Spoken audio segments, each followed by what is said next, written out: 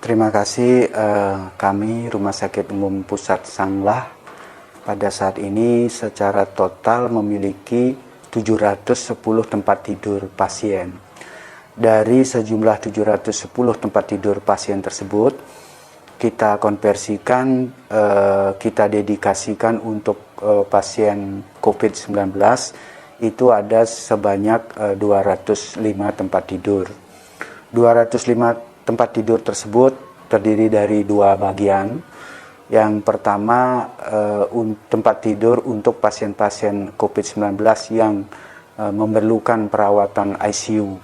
Kita memiliki sejumlah 123 tempat tidur untuk pasien COVID-19 perawatan ICU.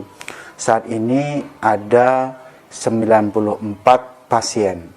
Sehingga kalau kita konversikan ke dalam BOR, bed occupancy rate, tingkat hunian, itu lebih kurang angkanya adalah 76,4%. Kemudian yang kedua, pasien yang tidak memerlukan perawatan ICU, jadi non ICU, kita memiliki 82 tempat tidur saat ini.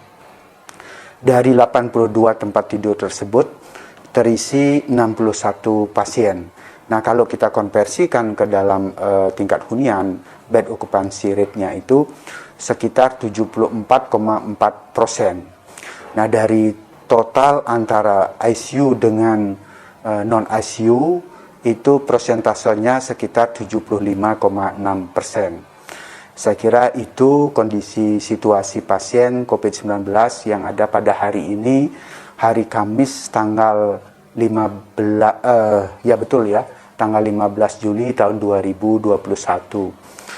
Untuk selanjutnya tentunya untuk mendukung pelayanan tersebut dibutuhkan seperti support O2 ya, oksigen yang saat ini itu ramai ya di beberapa media. Yang adanya kelangkaan O2, tapi kami pastikan sampai saat ini tentunya di Rumah Sakit Umum Pusat Sanglah aman ya untuk stok persediaan O2, karena memang kita memiliki dua sumber ya untuk O2, yang satu liquid cair dan yang satu gas dengan menggunakan tabung. Nah, yang untuk liquid pun kita memiliki dua tangki. Nah, kedua tangki tersebut biasanya pengisiannya itu paling lambat setiap 2 hari sekali. Tentunya sebelum habis ya. Jadi karena persediaan kita pasti sampai 2 hari. Selama ini selalu lancar ya pengisiannya. Kalau kita hitung kebutuhan O2 kita, itu rata-rata perharinya antara 2.000 sampai 2.500 meter kubik. Kemudian persediaan tentunya hampir rata-rata 2 kali lipat. Jadi antara 4.000 sampai 5.000 meter kubik, sehingga tentunya persediaan untuk oksigen kita aman. Selama ini termasuk pendistribusiannya juga tidak pernah terhalang.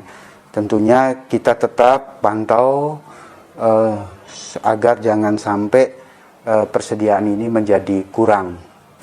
Kemudian untuk berikutnya juga dalam rangka pelayanan COVID-19 ini pasti dibutuhkan tenaga ya, tenaga SDM, baik itu perawat, kemudian dokter maupun yang non medis, yang tenaga penunjang lainnya. Itu juga masalah tenaga kita pastikan cukup, karena kita mengatur petugas-petugas ataupun tenaga kesehatan kita atur rotasinya, kita atur ada liburnya juga, istirahatnya juga, sehingga tentunya setiap saat fits ya, ada jeda bertugasnya sehingga selalu fit. Kemudian memang ada beberapa yang terkonfirmasi, tapi tentunya saat ini tidak banyak. Jadi mungkin ini juga pengaruh akibat dari semua nakes kita sudah tervaksinasi 2 kali itu. Adapun untuk penambahan tempat tidur yang kita lakukan, karena tadi dari 205 tempat tidur untuk COVID itu sebenarnya asalnya sebelumnya mulai dari saya masih ingat waktu itu pada tanggal 17 Juni itu pasien COVID itu mulai meningkat 17 Juni. Nah, dengan peningkatan yang terus setiap harinya, tentunya kita juga terus menambah tempat tidur. Waktu itu dari hanya 140 tempat tidur, selanjutnya kita tambah menjadi 160, kemudian menjadi 183, dan saat ini menjadi 205. Nah, peningkatan tempat tidur tersebut kita bisa cukupi dengan melakukan rotasi mobilitas internal dari bagian-bagian lainnya. Tapi yang terakhir ini tentunya pada 205 tempat tidur kali ini kita lakukan evaluasi. Apalagi nanti kalau kita menambah tempat tidur lagi karena ada penambahan kasus misalnya, tentunya dibutuhkan tenaga lagi. Kita sudah mempunyai plan, mempunyai perencanaan untuk merekrut kalau ini memang terjadi peningkatan dan kalau kita tentunya menambah tempat tidur lagi. Saya kira ini semua sudah kita rencanakan dengan harapan kalau sewaktu-waktu terjadi peningkatan kasus, tentunya kita sudah siap itu. Kemudian barangkali yang terakhir itu tenaga bekerja karena ini COVID-19 yang membutuhkan standar-standar dalam pengamanan tenaga kesehatan, kita butuhkan APD. Nah, APD juga kita pastikan siap karena kita punya data setiap hari itu update berapa persediaan APD kita, berapa kebutuhan kita, malah untuk APD ini rata-rata ada sebulan sampai 2 bulan, 3 bulan ke depan persediaannya.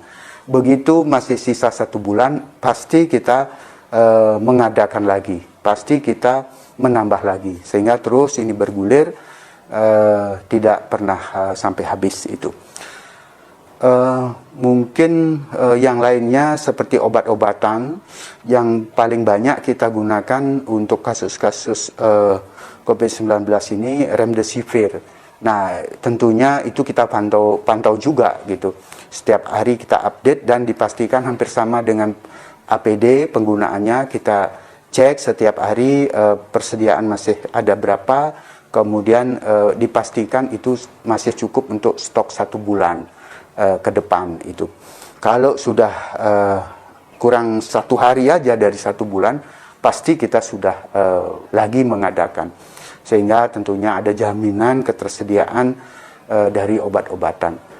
Obat-obat yang lain saya kira sama, tetap kita pantau keberadaannya, tapi yang utama adalah yang remdesivir, kemudian juga azitromisin, kemudian termasuk antibiotik yang lainnya dan vitamin-vitamin. Saya kira demikian situasi perkembangan penanganan COVID-19 di Rumah Sakit Umum Pusat Sanglah Denpasar saat ini. Tetap semangat semuanya teman-teman, dan kita harus yakin kita bisa mengatasi dan tentunya COVID cepat berlalu. Terima kasih.